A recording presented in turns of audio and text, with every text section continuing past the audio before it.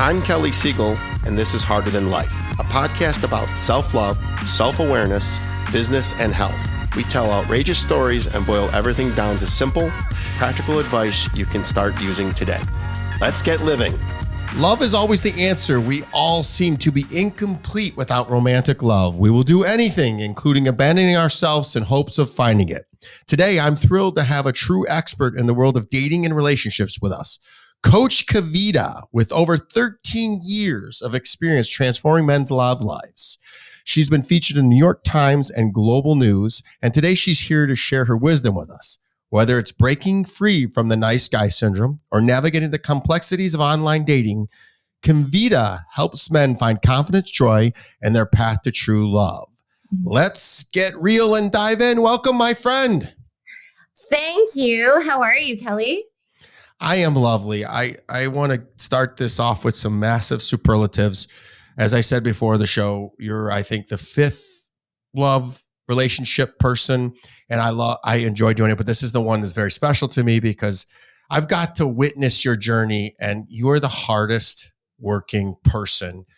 And there's no deserves in this world. There's only earned, and you are a walking definition of that. I'm so proud of you, and I'm honored to have you on the show and share you with our listeners, which is about 85% men right now. We're working on changing that, but 85% men. So gentlemen that listen to this, that are looking for love in all the wrong places, because I've been there, listen to Kavita. She's going to give you some dimes today. And we're going to start off with your personal journey, just so you understand people where she came from and why she's here talking to you about dating and relationships. You've had a fascinating journey in the dating coaching world, but it hasn't always been smooth. Can you share some of your personal challenges or tragedies you faced and how they've influenced your approach to love and dating?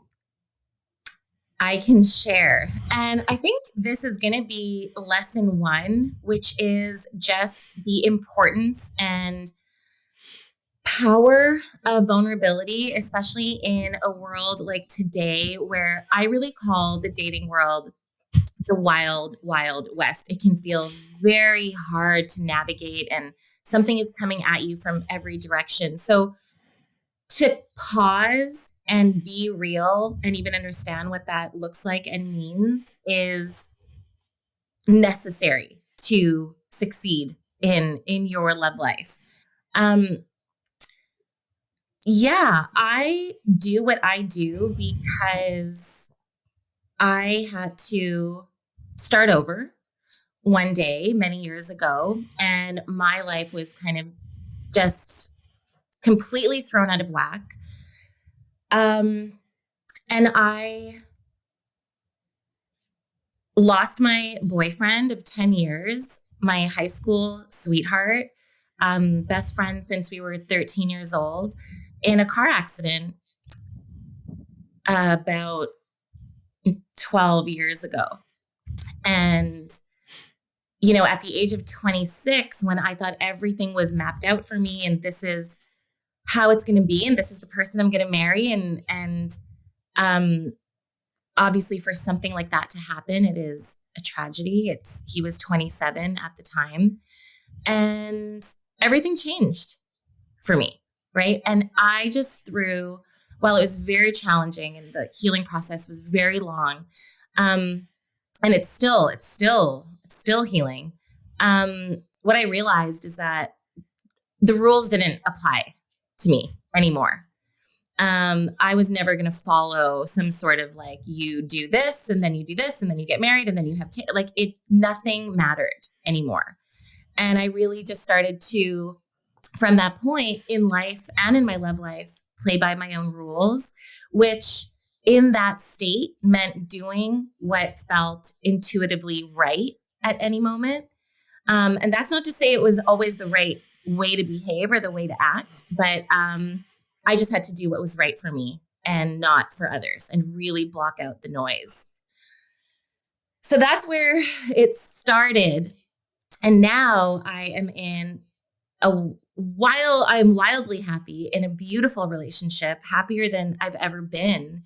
And I just never thought I would be able to get here. And I think a lot of people feel that way without having to go through a tragedy, but they may feel like this is never going to happen for me. I'm never going to be happy. I'm never going to be that person who's, hand in hand walking down the, Long Beach at the sunset. Like that vision just doesn't feel real. You sugarcoated that a little bit. I know you, so I'm going to throw it in it. This was the love of her life at that time. So she was cruising along, thinking that everything was in place, that she was about to live the life of her dreams. And boom, God said, whoa, I got another plan for you. And I've done a lot of healing. I've done a lot of work. I've talked to a lot of dating coaches. That's how the Harder Than Life podcast, the Harder Than Life brand started, was out of love. I kept looking for love in all the wrong places. And I said, what is going on? And the first thing I had to eliminate was my stinking thinking, my bad behaviors, because I was hanging out in honky tonks and bars and I was meeting honky tonk and bar type women. So that's the first thing. So I've done a lot. That's little be known. That's how this whole brand started, was out of love. And then I figured out real quickly, I wanted to love myself. And once I started loving myself, I could attract more healthy people. So I was going somewhere with that and I completely lost my train of thought. So where I was going, I know it is what do you think that God wanted you to learn between these two relationships? I think the first thing is that it took me a long time to separate what happened to him from my story. So for me in the beginning, especially at such a young age, it was very like, this is all about me and my relationship with him, and our love is gone now and we're not going to have this anymore. And it was very, very almost like selfish.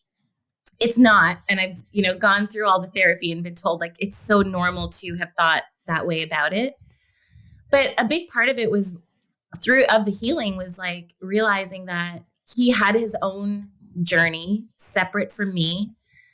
What happened to him is not about me only. A lot of people were affected by it. And of course it's about him and this, I don't know. I still don't know exactly, but if this was his path, that was a big realization for me. What it had taught me was that, this was the love of my life. I've said it before. I have his name, tattooed right here on my wrist, which I got after his passing. Like I said, we went to prom together, the high school sweethearts, like it was all there, but it was not the perfect relationship. And there was a lot of heavy stuff and there was a lot of toxic stuff. And I feel as much as I love him and and all of that is still there for me personally in my journey, I had to heal from that. And now he's not here to help with that in any way, but I had to heal from that. And stepping into this new relationship, before I was ready and before I knew I was doing it, I had these very strong boundaries and I had very clear standards for myself. I knew so crystal clear I couldn't articulate it at the time, but I knew from a feelings perspective, what I would and would not put up with, what I knew was or was not for me. And maybe I didn't do it in the perfect way, but with my now partner, I would say like, I will never put up with this. Like, a word like this, no one can ever like speak to me this way. Like I just kind of knew what was right for me and what was not right for me from that point on. And it was a game changer, being able to communicate that finally and sharing that and really never settling after that point for less than I knew I deserved. So my integrity mattered, that my self-respect mattered. And that really changed the game in love. A complete 180. It took 8 minutes before we got to boundaries and standards in a dating relationship, which was amazing to me. But I will tell you, the first time when we first met, I was trying to figure out the correlation, and you just said it. you were meant to heal from something, and what you did a double entente where you healed the hurt on your heart from losing this person, but also in the process healed everything else to become the partner that you wanted to attract. So in effect, and I don't want to speak ill will of this, and if I'm out of line, just tell me, but I believe that if you can look back at your relationship and look separately, that maybe, just maybe, being the Kavita you are now, you may not have stayed with him. You may have stayed with him too long, like everybody does, and then resented him and then broke up. But looking back, I'll bet you that you see some of the abandonment and of yourself in that you stayed into that relationship. And that's what goes on in that's where I'm going to, is the next question is, by the way, everybody should follow Kavita at Dashing Date on Instagram, at Dashing Date. She also has a website. It's kavitacoach.com. She's on YouTube. Guys, she's one of the hardest working people. I mean, I know I've had other romance people on, but this one is very special, like I said in the intro, and she's working her tuchus off. She's a master of her craft and learning and constantly evolving. I met her in a mastermind, Dan Martell's mastermind, which if you guys aren't following Dan, he's blowing up. So she's working really, really hard at improving her craft.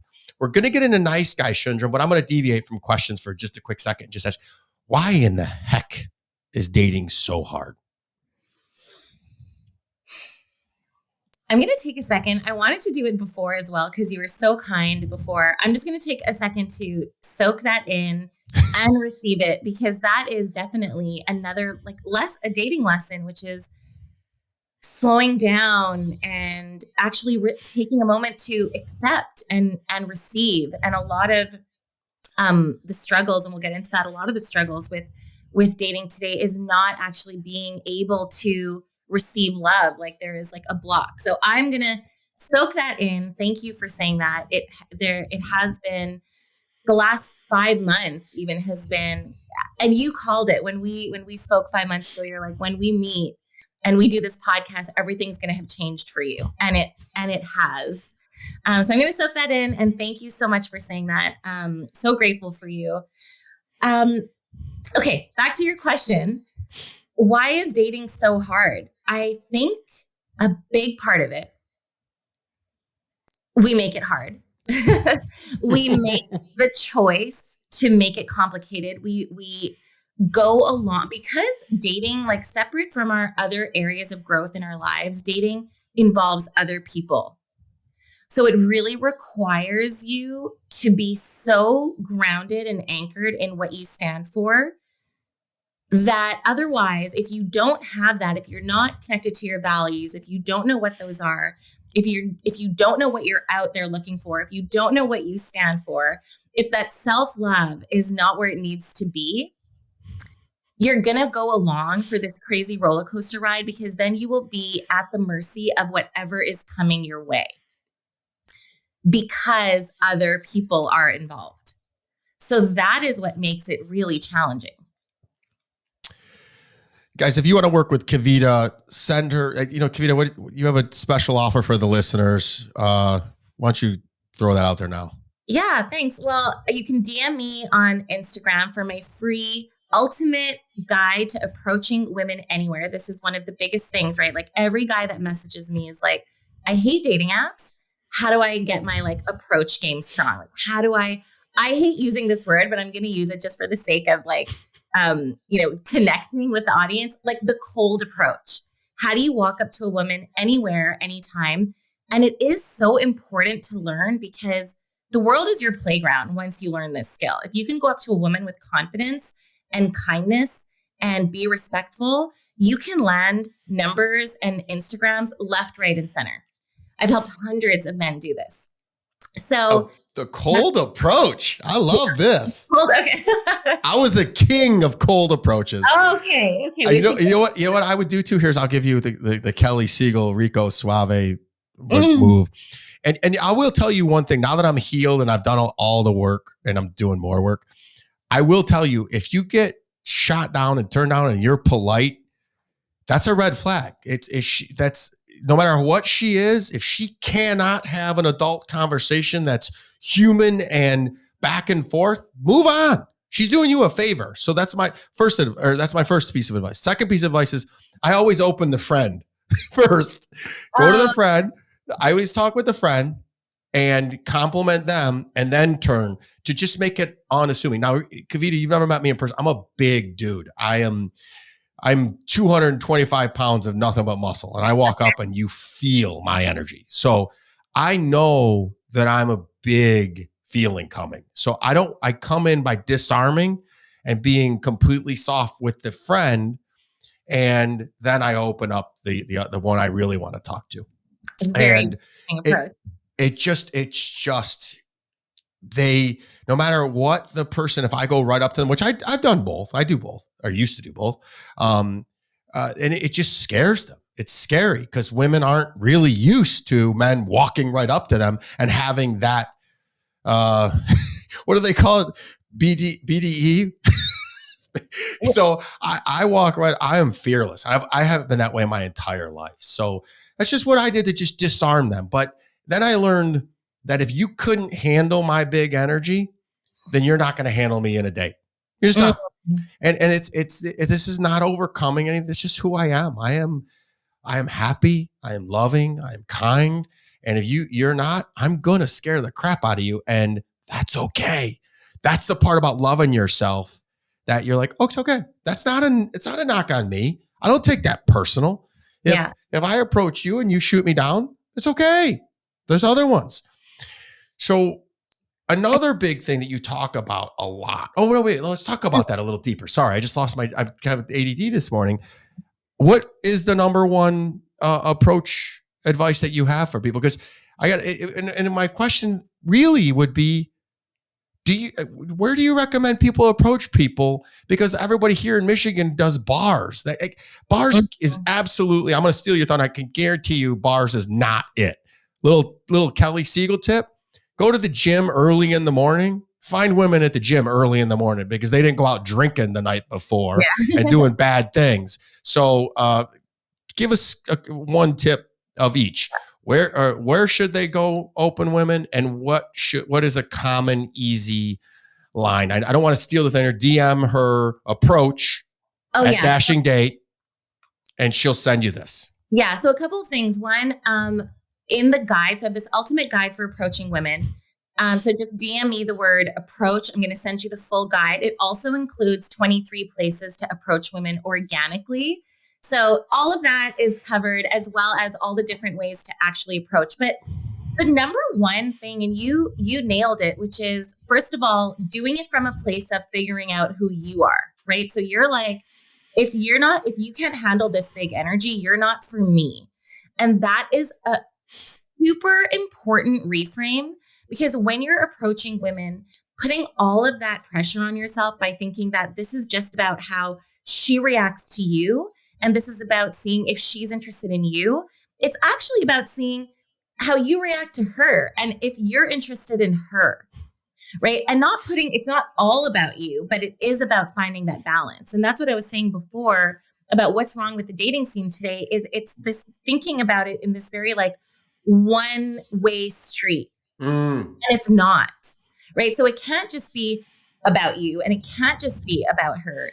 The mistake most men make is really, if you don't have that much dating experience, which is typically the clientele I work with, it's men who are re-entering the dating scene in some capacity, either because they have been in a relationship for a long time and then they never really dated and now they've been single and they don't even know where to begin.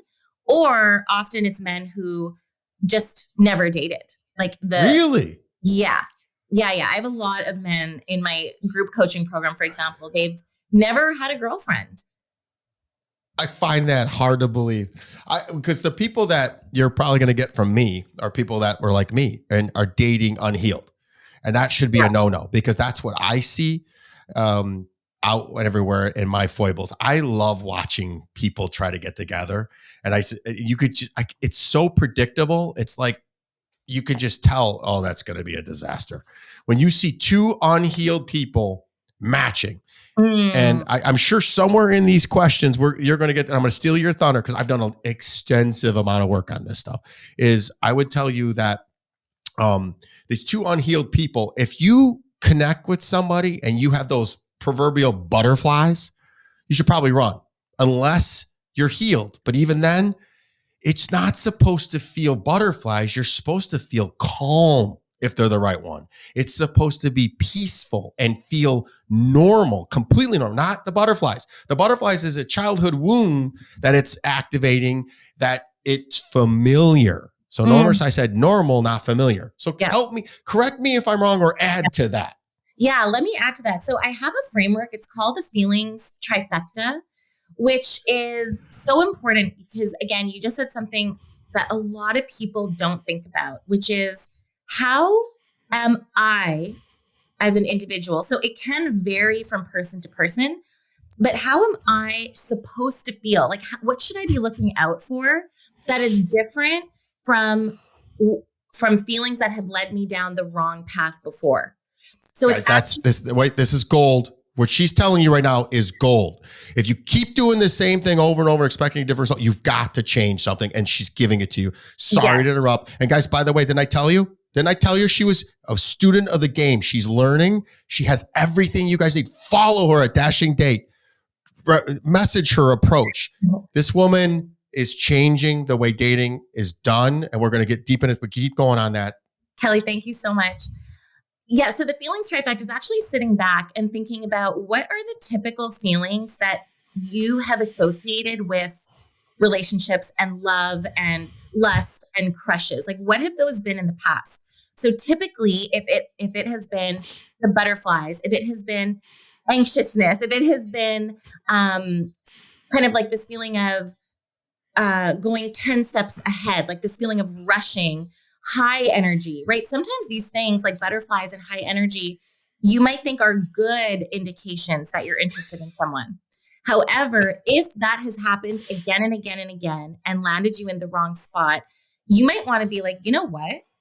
I think I do want to feel calm. I do want to feel, this one's going to sound a little bit crazy, but what if even boredom could be an indication of being on the right path, because it's the opposite of anxiousness in a way. So it's kind of like not feeling overly stimulated or excited, but maybe that's a good thing, because maybe you're actually going to go on this path of actually getting to know someone in a real way. So it's about identifying up to 3 feelings. So I called it the feelings trifecta. 3 feelings that you're looking to feel after spending time with someone that are indicators that, yes, I'm going to go on the second date. So that could be, I feel confident after this date. Instead of feeling insecure after a date, which makes you want to chase the person more, what if you actually felt confident after the date for a change? Which sometimes you're like, oh, well, this person isn't giving me what I need. So what are those 3? And there's so many examples. This is actually, I give this away for free in my community. So again, anyone that DMs me approach, I'll give them access and they'll be able to do this exercise.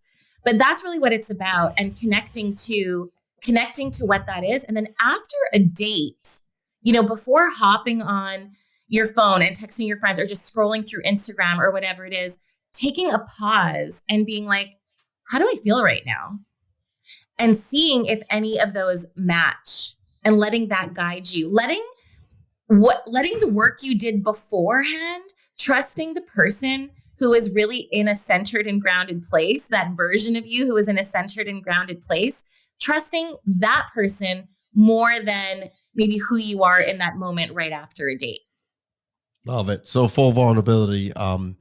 When I started dating again after my heartbreak, I literally wanted to feel the opposite. And so anytime I felt the butterflies, I said, no, I want to feel the opposite of that. So that's how I've actually governed my whole life. It's always been, how do I want to parent? I parent the opposite of the way I was parented, because it was so wrong. I want the opposite effect. So that's just a cheat code for us not smart men. I got so many questions in here we got to run through. Nice guy syndrome. This is a common thing since you have guys that don't date. Now I understand why you're a big nice guy syndrome person, because you date or you coach people that haven't had much and they tend to go into the nice guy syndrome. So how can it sabotage men in their dating lives? Can you explain what it is and how men move away from being overly agreeable to being authentic in their relationships?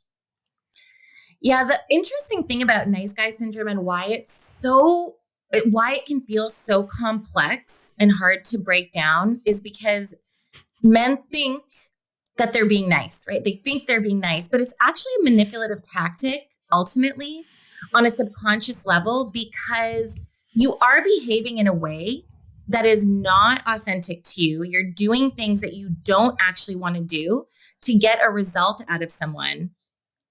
So it can be, but when a woman cannot connect to you because you're not being authentic, it creates a barrier. So it's not going to work anyways. Long term, it's not going to work. It will attract unemotionally available women who want to be put up on a pedestal, by the way. But it's not going to attract the kind of woman that you actually want to be with.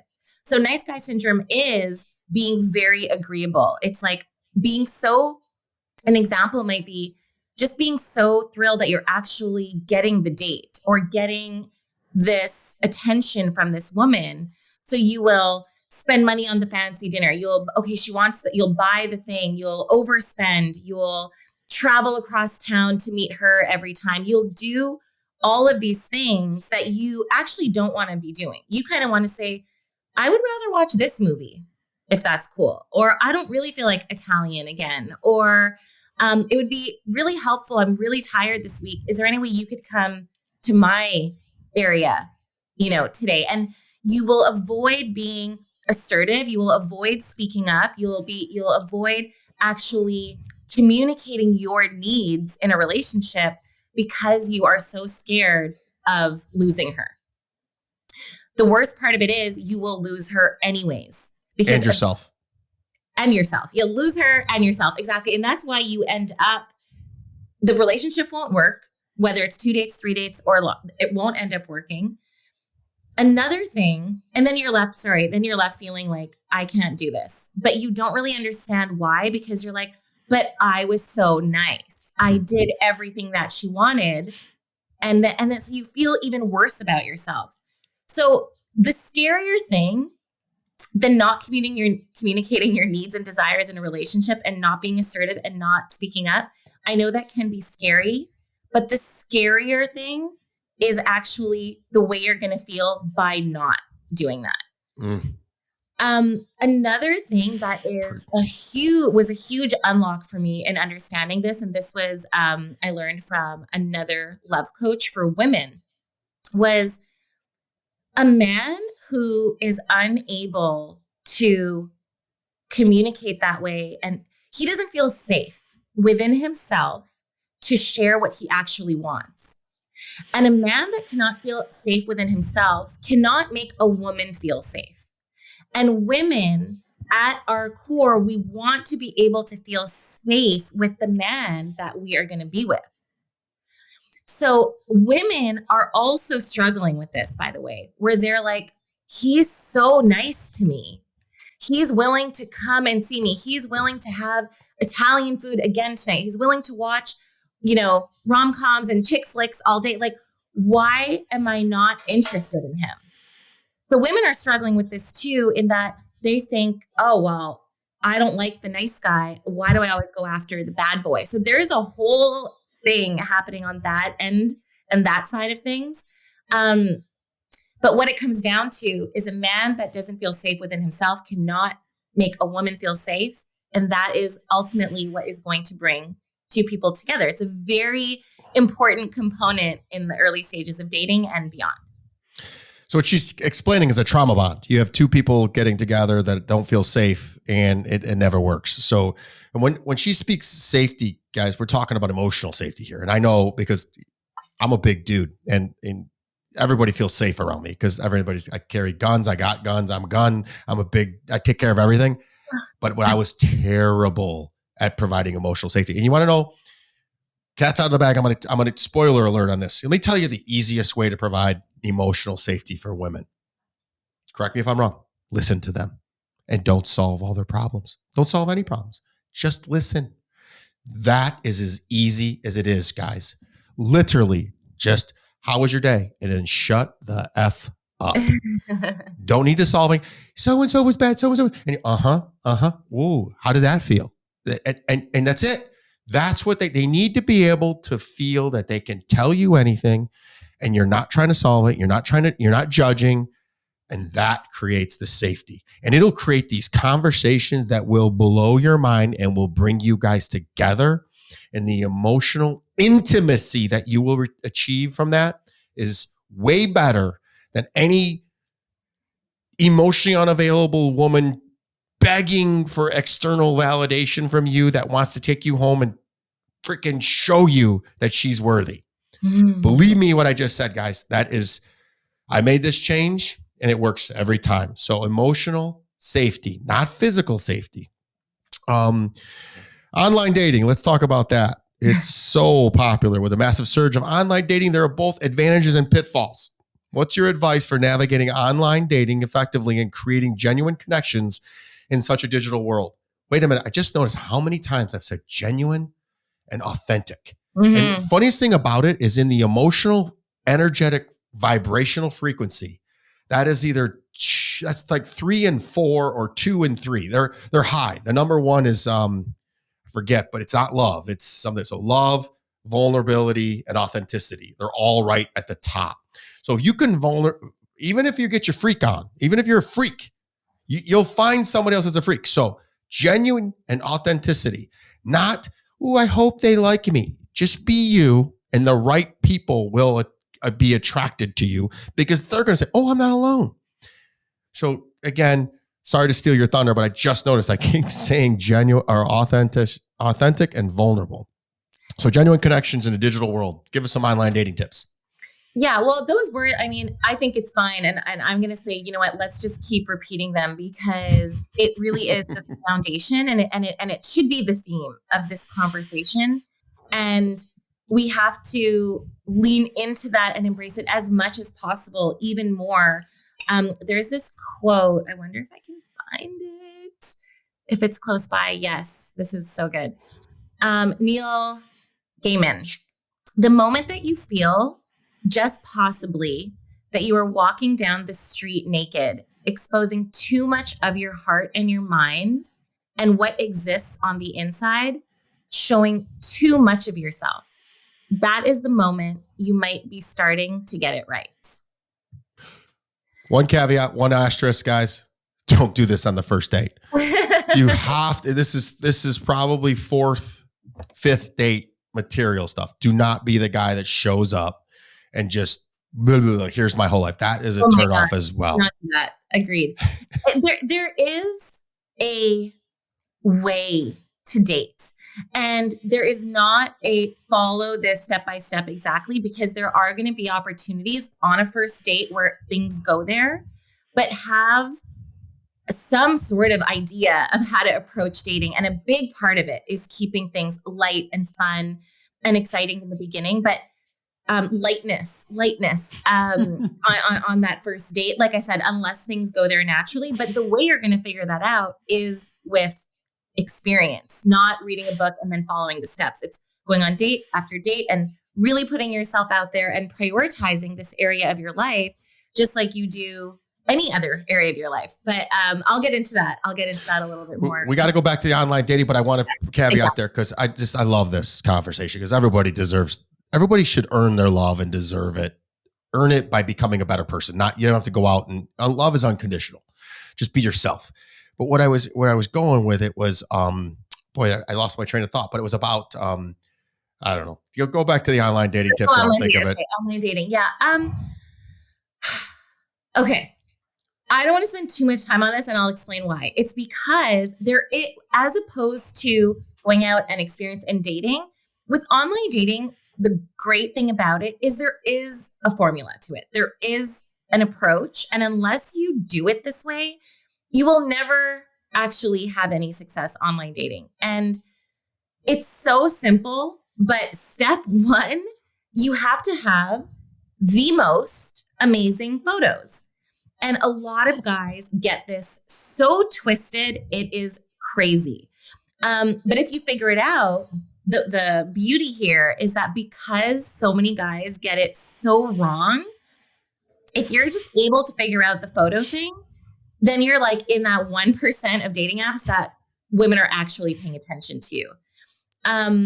I have a guide called the 6 Magic Photo Guide. I will actually include it in the, so anyone who messages me approach in the DMs, I will include the 6 Magic Photo Guide for you as well. But there is a technique. There are photos that work, you know. Wait. Hold on. Let me ask you a question then. So we'll just stick to the photos. First of all, I never did online dating ever because I own a company. I have a brand. I meet people everywhere I go. So it was never an issue for me meeting people. It was meeting the right people. By the way, I thought of what I was going to say. I made a list of what I wanted, and there were certain non-negotiables. And if I was on a date and they didn't meet, the date was over. I wasn't being mean. I was like, okay, this just isn't going to work for me. We can finish up our meal if we're meeting or whatever, but this isn't going to work for me. And I would be polite about it, but I knew exactly what I was looking for. It was tough dating me because it was like a job interview.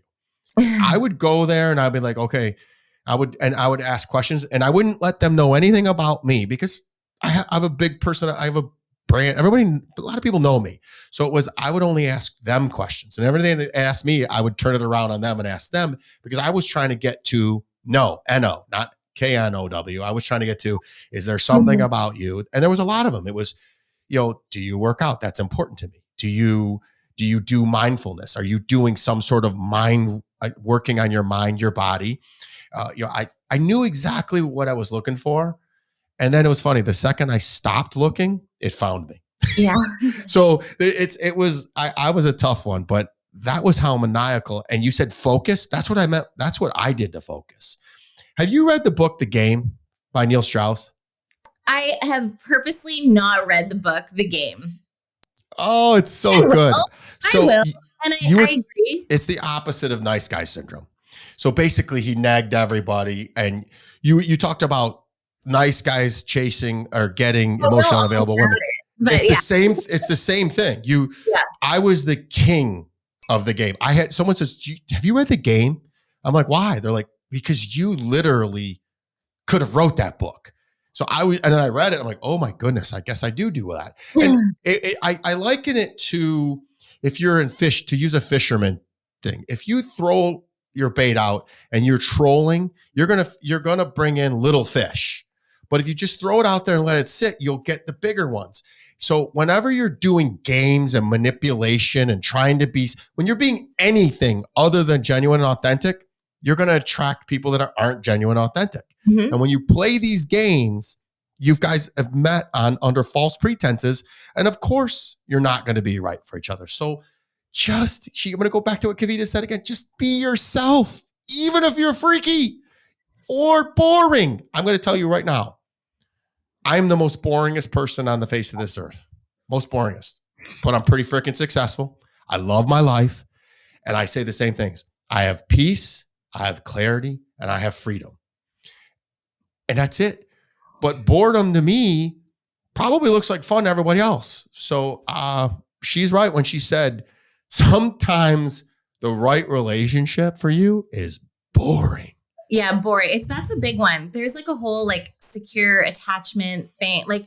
I don't know. We didn't even get into the styles yet. I could do this all day with you. But I'm going to say something very, very, very important. And it ties into what you said before. My advice is actually, there's a difference between be yourself and be authentic. Because a lot of people right now don't realize, they have accumulated so much. They have accumulated so, there's this, what's the best way to describe it? Layers and layers of rejection and inexperience and challenges in dating and relationships that they are actually not they think they're being themselves. Like they've become this version of themselves that is so disconnected from their authentic selves. So I don't give the advice anymore to be yourself if you have not done the healing and if you're operating from this very covered, scared, armored, like, yeah, you are just like, you have walls all around you. So that is actually not your authentic self. And coming back to what you said earlier about doing the opposite, is doing the opposite. And Dan Martell talks about this too, which is like, he's like, calls it like exposure therapy. Go out and do the thing that is so opposite of the way you would normally behave in order to then kind of like bounce back and find the sweet spot. I don't know about this. I did say it recently in a newsletter of mine, but he said in one of his Insta stories, he was like, if you've been vegan, like go out and eat a steak, like literally go to, not to become a carnivore, not to like like don't do the carnivore diet. But if you've been stuck in this one place for so long, the only way to really discover who you are today is by going out and discovering another side of yourself. And the easiest way to do that is by trying things that are so out of your element, so out of your comfort zone. So a big part of my coaching and process is about this persona 1, persona 2 concept, which really uses like metacognition and frameworks to understand how far you are from operating from your authentic self today. And only when you have really realigned can you say, just be yourself, because you actually know who that is. That's basically you've done the work, but I want to take that a step further and just be like, what Dan meant, and I know Dan really well, is metaphorically, if you're vegan, go to steak. If you're, this is the one that I would say, if you're always out bouncing from person to person to person, do the complete opposite and just try being alone. As dating, you have to be comfortable being alone and being in your own presence.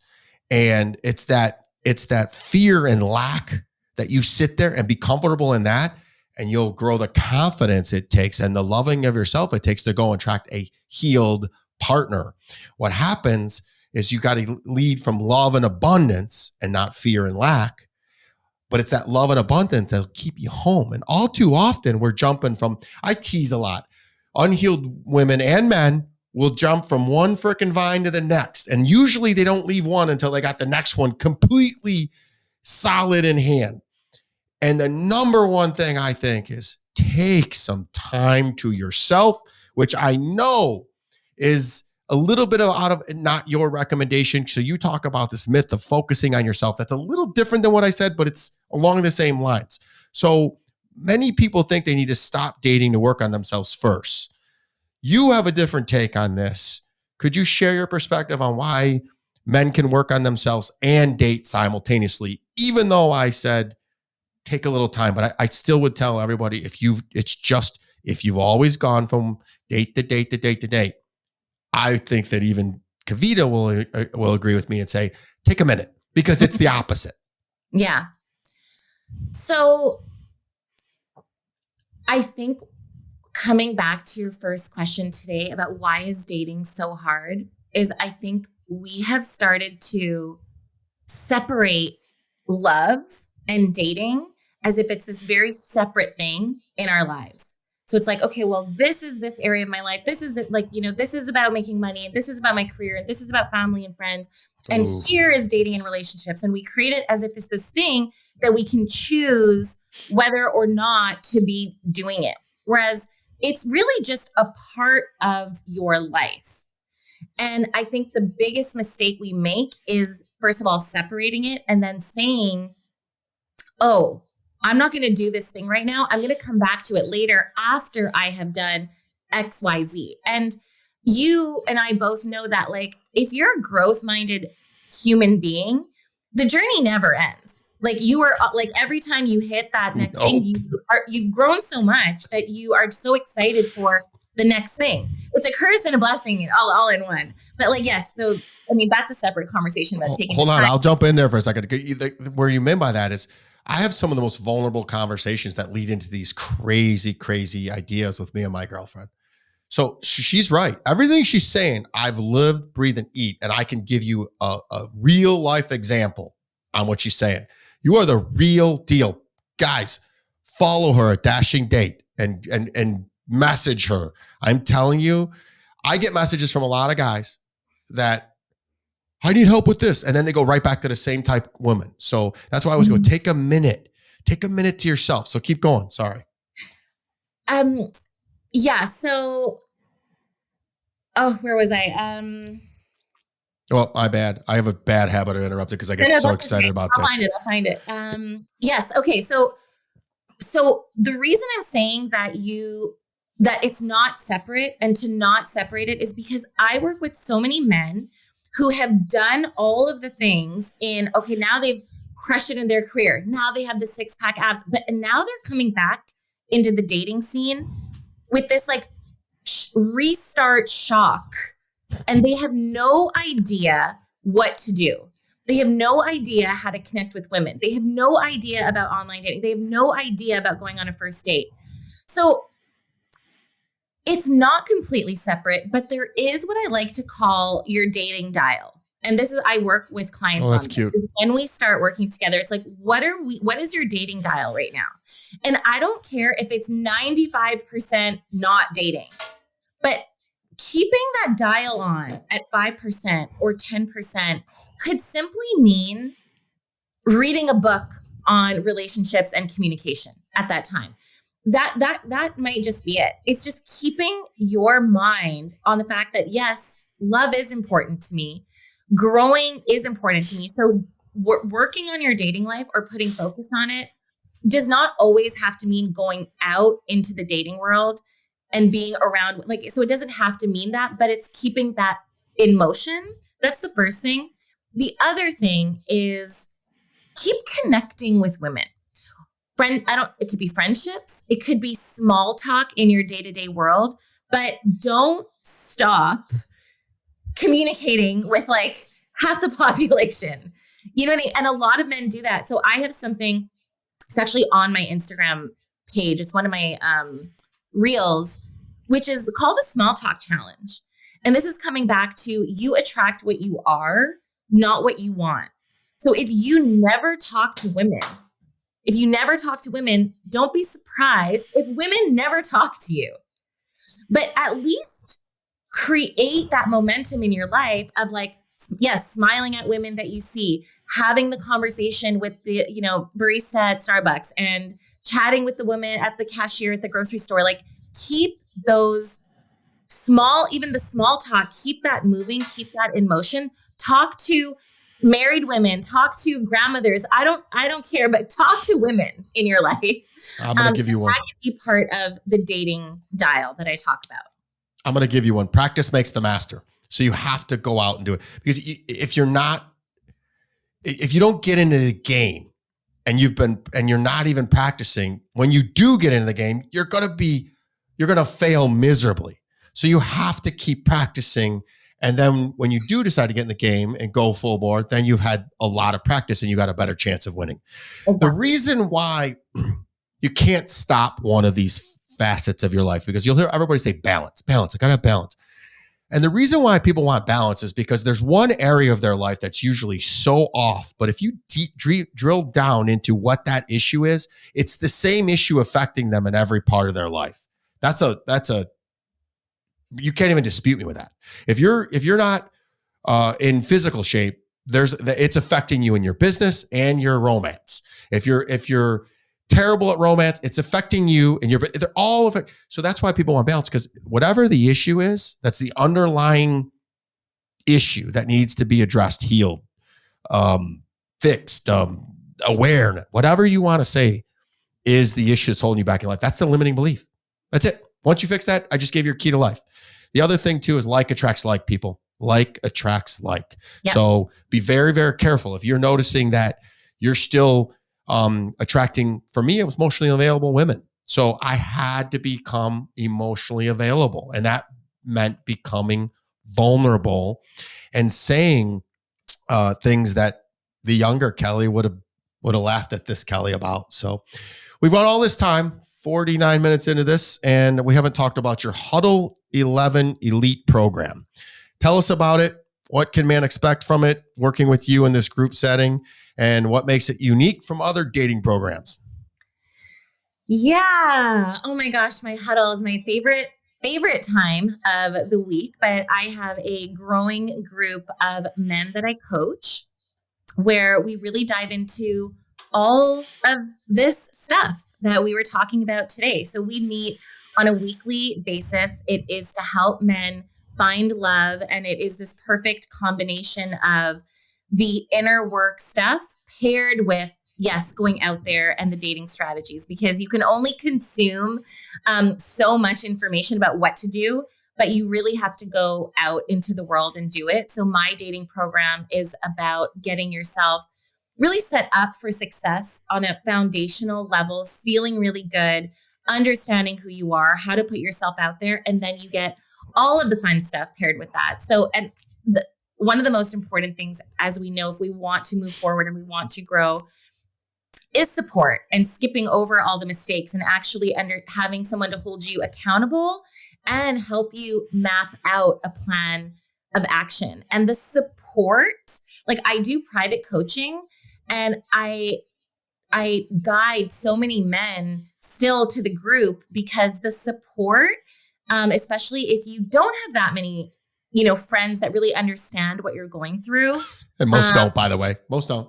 That's the worst advice ever. Going to somebody who's in a failed relationship or in a relationship that they hate and asking them advice. Why don't I just go to somebody who's out of shape and ask them for fitness advice? That's the craziest thing in the world. Or somebody who doesn't own a business for business advice. What are you doing? Going to your friend. Misery loves company. That is crazy, people. Yes. Don't talk to your miserable friend who only wants you to be single so she can take you out to the bar, or your buddies that want you to go to the bar, get drunk, and be stupid and be a loser. Forget it. Advice, let's say, so if you're taking advice from your single guy friends, it's like the blind leading the blind. And if you're taking advice from couples, is fun. Like, yes, surround yourself with happy, successful couples that you aspire to be like. But if they don't understand the dating scene, and most couples, if you've been in a relationship for a long time, they have no idea what, they look at me like wide-eyed because they're so excited. They're like, wow, this is what it's like out there. So you really don't have the support you need to navigate this wild, wild west. But so the support, the accountability, and I think, men in general, I think the reason my work has evolved into what it has is because men have gravitated towards me naturally. I never did anything where I was like, I'm going to be a dating coach for men and tried to put out some sort of message that would attract men. I was very much my authentic self. Men gravitated towards my teaching style. And I think, they have told me I don't have a space to be vulnerable and to be sad about the girl, because my friends are like, man up and, treat her badly. And they say these crazy things.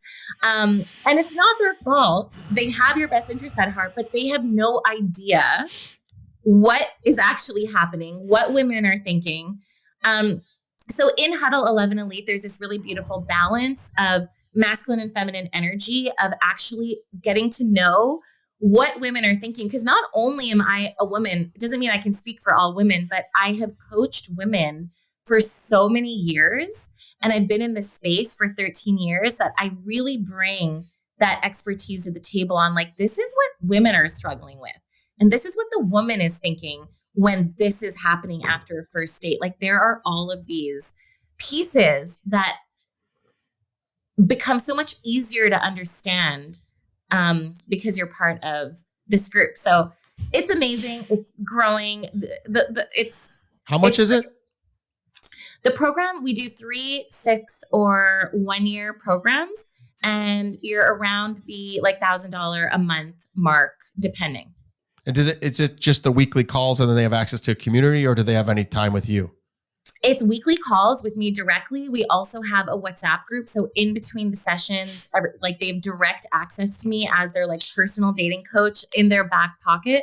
And what's so valuable about the course now is because it's been running for a while, anybody that joins gets access to all of the previous sessions. So we've done nice guy syndrome, dating profiles, dating photos for your profiles. We've covered me. I have a system called like the Me GPS system. We do core values, your connecting to your dream vision. We've done small talk challenge, like everything is there. So there's this rich library of knowledge that's just packed with so much information to consume, but also like going out and doing the thing. And then we also have guest speakers that come in to, share on like topics that I know that if I'm not an expert, I'll bring someone in who is an expert on the topic. So it's such a like vibe, and valuable vibes is the way I would like describe how it feels.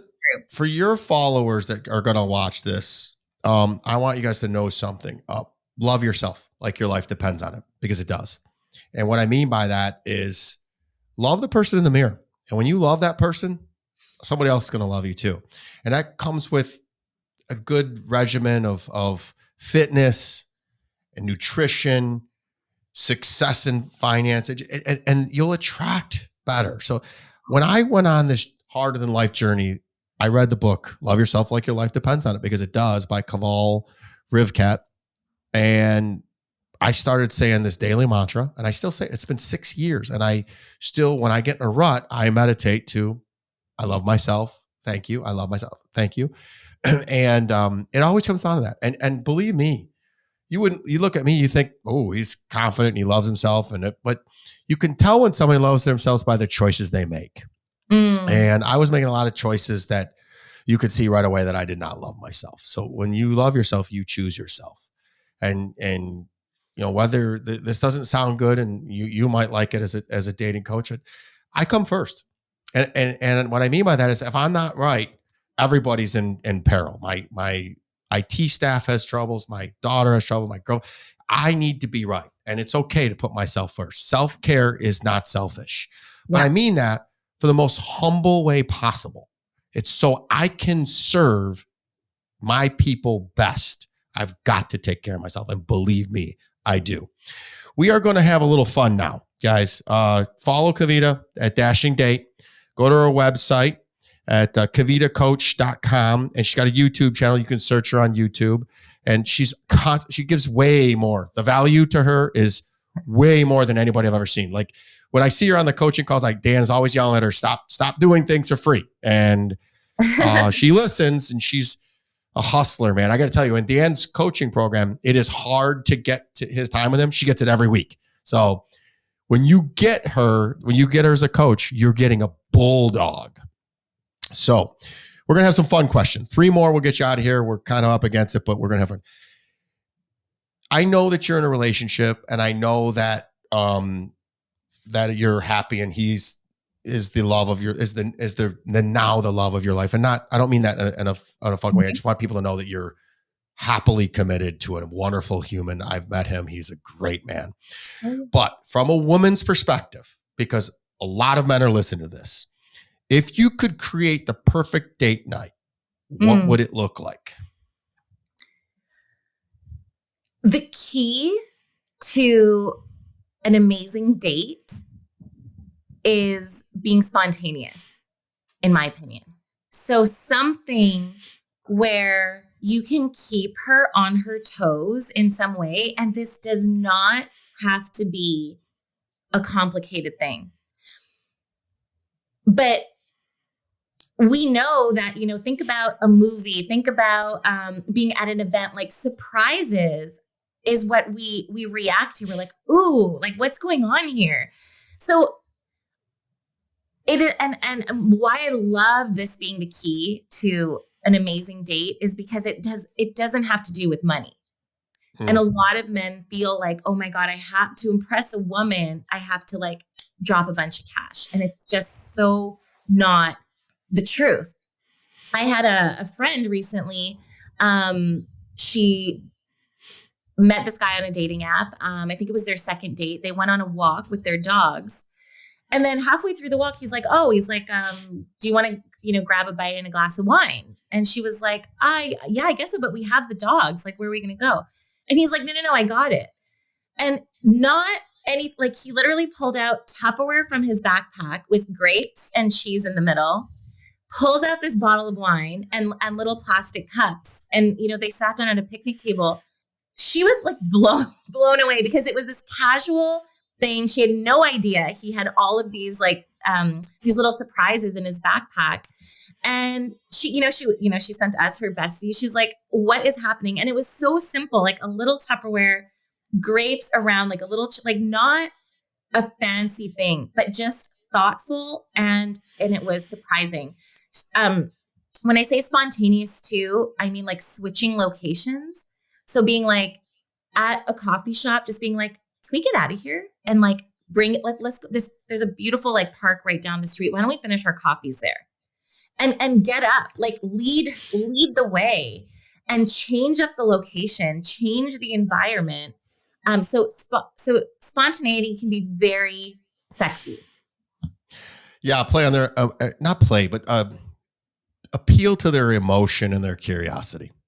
And I will tell you one more is if any of you unhealed guys that I know are listeners to my show, that I love you very much, but if any of you guys thought that was dorky, either one of those, sign up for my coaching program immediately and I will fix you. And then we'll send you over to her program to get you, we'll get you loving yourself, get you in shape and get you money. And then we'll send you over to her to find love. So, because the younger unhealed self would have been like, that's so cookie. That's not. Mm-hmm. And it warmed my heart. So that was tremendously cute. On that same token, again, this isn't for you. You've heard it all, but can you share one of the funniest dating mishaps I was going to say experience, but I know your backstory. So it's not anything that you've experienced, but that one of your clients have shared with you without naming names, of course. Funny dating mishaps. Or let's make it think, don't do this. How about that? What's something somebody did that was so, what we would call douchey? What would a girl call it? Douchey? No. Under no circumstances are you ever to do this.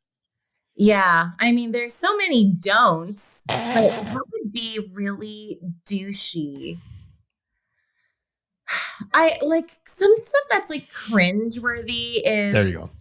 I saw like this guy who insisted on like paying for the date. That's also a whole separate topic, but insisted on paying for the date.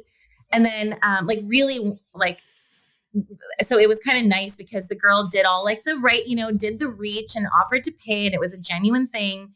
And then when he insisted on paying, and she wasn't interested in the second date. I kind of have a rule, by the way, when I work with women, now I don't, but when I did, was like, if you're not going to go on the second date, this is usually when meeting on a dating app. And I know I'm just going off track here. No, it's all good. I like this. Yeah. So I tell women, if you're meeting on a dating app and you're not really sure about the guy, first of all, keep the date simple. But two, if you're not interested, just like pay for yourself. Like, and as a general rule of thumb, if he insists and it's a whole thing, fine. But like, just go in knowing that you're doing this for you. You're going to take care of it, because there's this. It's a whole thing. But this guy insisted on paying, and then just messaged the next day, and because she wasn't interested in the second date, and sent like I'm Canadian, so I'm gonna get this a bit wrong because this was in the States, but it was just like. Hey, like, I'd really appreciate if you like paid for your half of the date, sent a picture of the bill and like his like Venmo or whatever. And I got like this, like there was like this screenshot about it. And it's oh my God. Bad. It's so bad. And it was like, no amount would make sense for this, but it was at the same time, just to make it worse, it was like $26 or something like that. So he wanted like the $13, payment. So stuff that's fun. That's fun to see. You know as well as I do that was just a cry to try to hold on to her for one thing. Oh, and so you pay you Venmo the guy, block, first of all, you Venmo them, say, I am absolutely not interested. You're a nice guy. Please don't ever contact me again. And then literally it's a block. I don't block anybody, but that's block worthy. It's it's block worthy. You are so unhealed.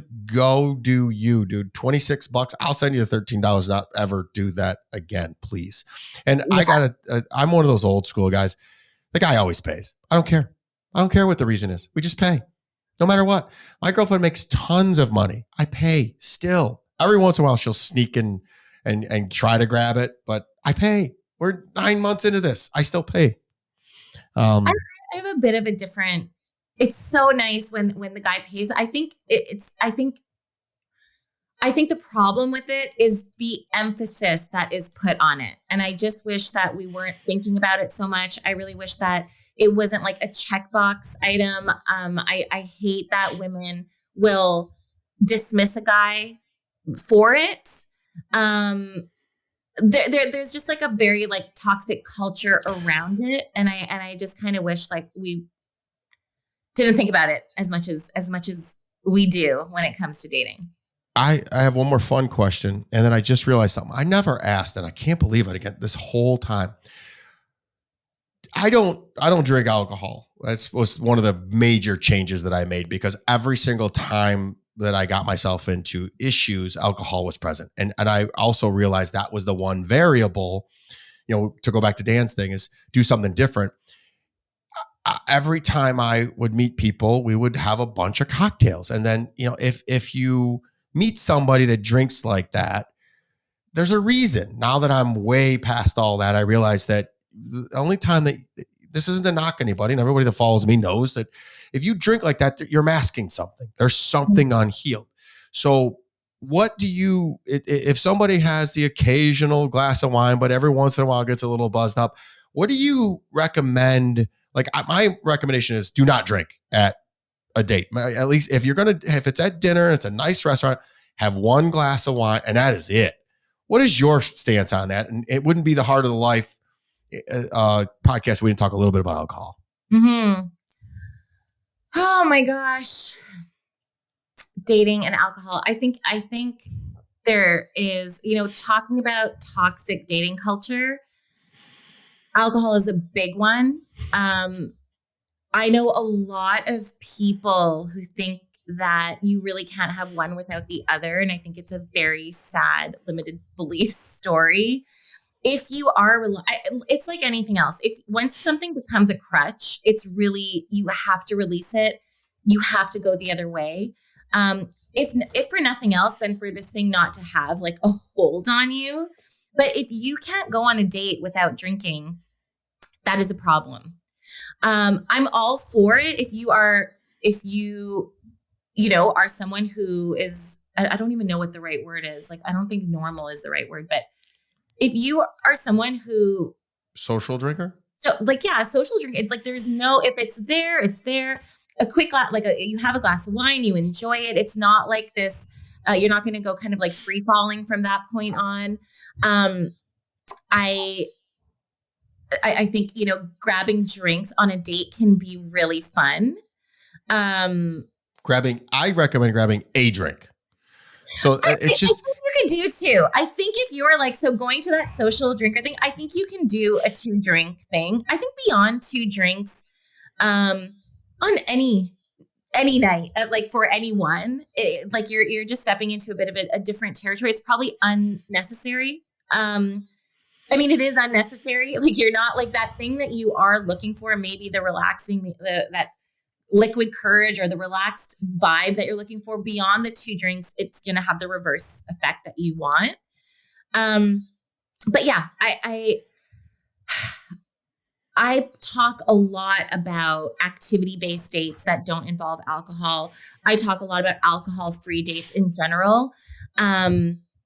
Doing things outdoors, going for a drive with music and hot chocolates and like a nice scenic drive.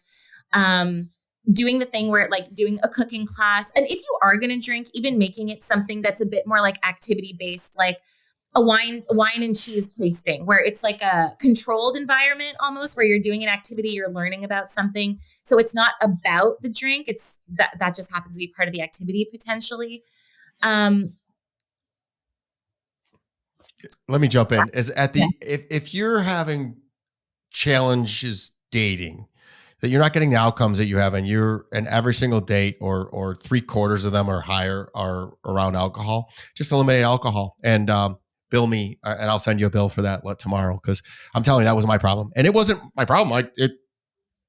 Women loved me when we drank, but the wrong women. So, speaking of fun things to do, activity, we're going to get you one last fun question and get you out of here. So we're way over, but it's just been a riveting conversation. Please, guys, rate, share this, follow Kavita. This is a masterclass she's giving you. We're just having a fun two-friend conversation. We're going to talk about karaoke. So if you could sing one song at karaoke night to impress your man, what would it be and why? Impress? or seduce or whatever. My man is running out of the room the minute I get on stage. So that I don't know if I don't think there's any song I could sing that would impress him. So that's an interesting question for me. But I do, I'm like I'm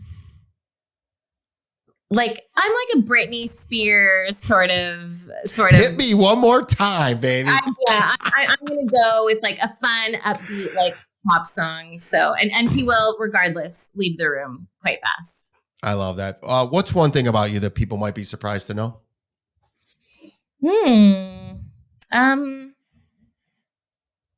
One thing about me that people would be surprised to know. Oh my God, I'm sure there's so many. I'm just like, what would actually be fun and exciting to share? I don't know if this is anything, but whatever, I'll share it. I'm quite like extreme in the things that I do. So just like a fun fact is I had a Maltese for 19 years. When I was 19 years old, I bought a Maltese, and to get him, I ordered him online, which was a really weird thing back in, 2000. How old was that? When was 2019? It's like 20 years ago. So 2004, I guess. And I found this, I ordered him online. I watched him grow up on the internet, which was very strange at the time, and getting pictures of him to my Hotmail email address. And then I bought his plane ticket. I flew him here from from New Brunswick here to Montreal, and picked him up at the airport. And I think the reason I share this story is to really show just how far sometimes I'll go to get what I want. and I've seen it firsthand, guys. She is tenacious as AF, man. And I love it. I find it amazingly attractive about you. And it's just, but this is me. That's me too. Because like attracts like. So yeah. If you could leave us with one piece of advice, what would it be? Figure out your dating dial. If it's been all the way off for a long time, what does turning it up to 5 or 10 look like? And keeping track of it. Keep playing with that dial, but don't take yourself out of the dating scene. Don't avoid this very beautiful space to connect with yourself and connect with others, because ultimately growth happens in the real world, right? We can read the book and do all things, but whether it's in a relationship or not, growth happens by going out and exposing yourself to those triggers, right? That got you maybe to those places that you have to work on to begin with. So go and put yourself out there and do the things. But yeah, I'm going to say figure out your dating dial. I'm going to challenge you. Because the last 5 months I told you there are things that are going to be different. I'm going to give you another different one. Okay. Harder Than Life Siegels that all watch and listen and love me. The ones of you that were like me, that are out there putting yourself out there, but you're attracting the wrong ones.